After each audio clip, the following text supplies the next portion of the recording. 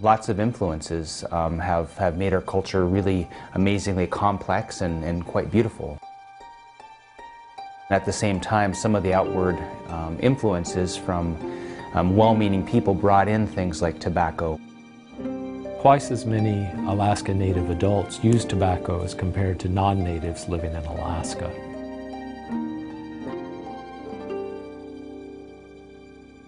Values that can be utilized to help somebody choose not to use tobacco in my culture would be the value of family.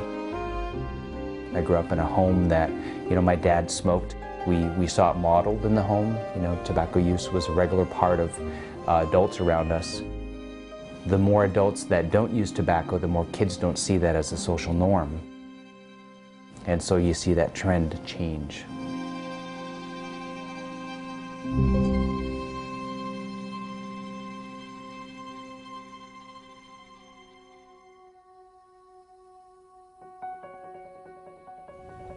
The population we need to be focusing our efforts on is the Alaska Native population. The Leadership for Eliminating Alaskan Disparities is a statewide work group, really diverse group of about 17 people that participated in the strategic planning effort. People that come from our tribal health network, there are people that represent young adults. Even people from the Alaska Native Health Board were on the executive committee that kind of endorsed the strategic plan. We developed some guiding principles to update the strategic plan. We wanted to make it very action-oriented, so the things that came out of the strategic plan should be things that could work on the ground in our communities across Alaska. We wanted the plan to really complement efforts that are already underway, so things that our grantees are already doing and things that the Alaska Tobacco Control Alliance is already doing. We know that Alaska Natives smoke at a much higher rate than the population as a whole. Adult smoking prevalence is around 19%. The Alaska Native adult smoking prevalence, 43%. Smoking among Alaska Native youth is around 25%.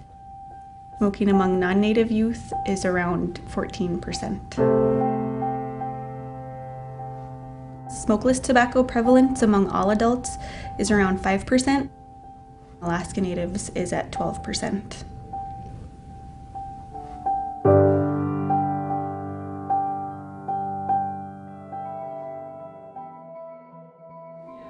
I remember years ago, there was smoking in the hospital out in the waiting room, and I heard a man coughing,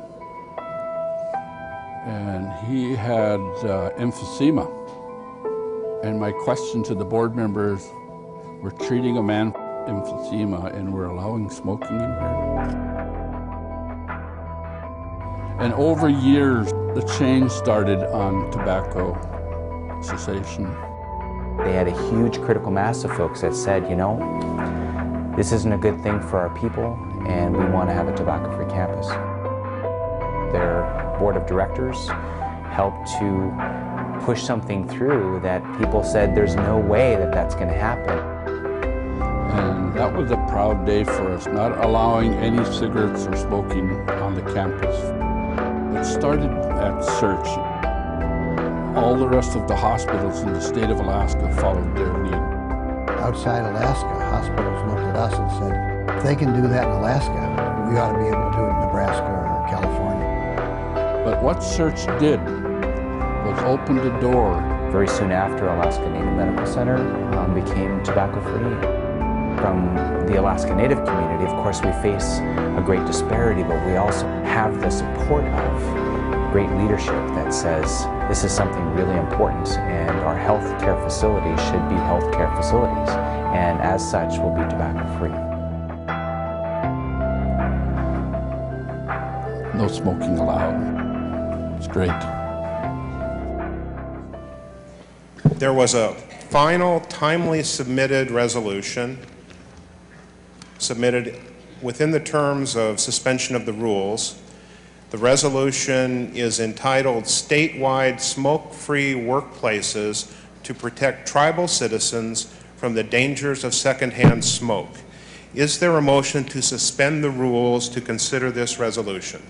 And whereas it has been determined by the United States Surgeon General that there is no safe level of exposure to secondhand smoke, air ventilation systems do not work, and that only completely smoke-free environments can protect health, and whereas a significant amount of secondhand smoke exposure to Alaska Native adults and children occurs in the workplace, and even short exposure may result in serious adverse health effects and even death.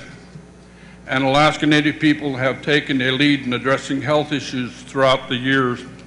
And whereas smoke-free places will protect the health of our children, grandchildren, families, community members, and now therefore be it resolved that the delegates of the 2011 Annual Convention of the Alaska Federation of Natives Incorporated support statewide smoke-free workplaces to protect Alaska Native people from the known dangers of secondhand smoke. Yes, my name is Ralph Hemlock, and I have a nephew that has died from secondhand smoke in Fairbanks. He was the son of George and Pauline Yasko of Canada.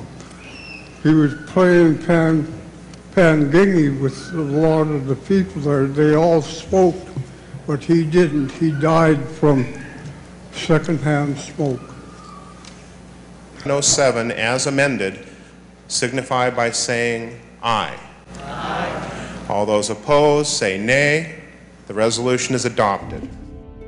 The tobacco settlement money helps fund a variety of evidence-based activities, all following best practices established by the National Centers for Disease Control and Prevention and what works best for Alaska. Today, there's a powerful groundswell of activity across Alaska. Individuals, coalitions, organizations, and businesses championing the cause to end tobacco-related death and disease. Quitline is a free and confidential service to all Alaskans. They can get free nicotine replacement treatment for 8 weeks. They can call their quit coach as many times as they like. It's a support, especially for folks maybe in rural and remote Alaska. They might not have access to a tobacco cessation program. Depending where you are regionally in the state, it varies what the use rate is.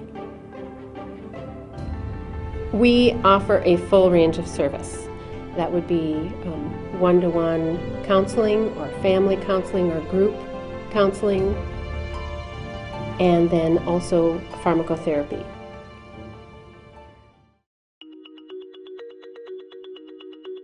The influence you can have as a relative to somebody is a powerful thing.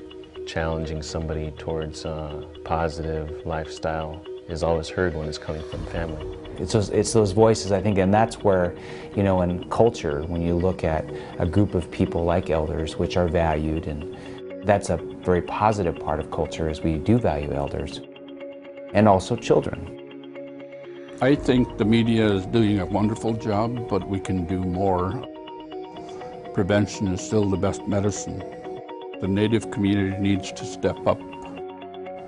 If you're a leader, encourage your people not to smoke. Whether you're Native or non-Native, it's important to get this message out. We're talking about saving lives and protecting the people that we love. Elders and children, hugely valued in Alaska and traditional culture, and it's one of those where when you look at things that affect them, like tobacco, it makes decisions really, really clear. It's like, of course.